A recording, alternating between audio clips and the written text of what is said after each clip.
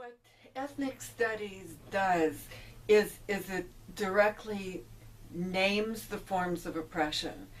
and analyzes the roots of the forms of oppression that kids who are from historically marginalized communities intuitively understand anyway, because that's the lived reality that kids have every day. What the mainstream curriculum sort of tends to cover that over, and will teach kids, and sometimes teachers really care about the kids, but if you just try harder, if you just we'll work harder at this, and then you'll be successful. But without naming racism and historically how that's played out, how that impacts on you every day, without naming the interrelationship between racism and capitalism, racism and colonialism, colonialism and capitalism, sexism and racism and colonialism, and without actually analyzing those.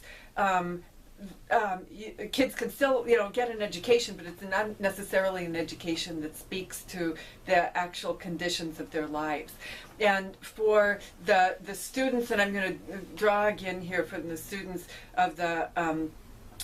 Mexican American Studies program in Tucson, it was what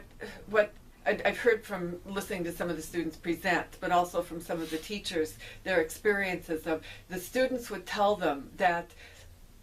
the teaching they was getting was actually helping to save their lives, because when the kids in going to mainstream school, in which your realities are never actually analyzed, are never centered to the curriculum,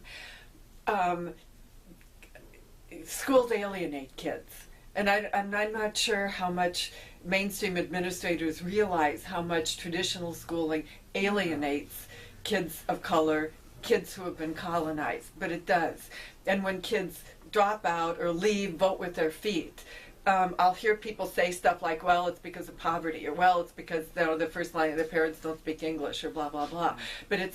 but the question of school isn't helping them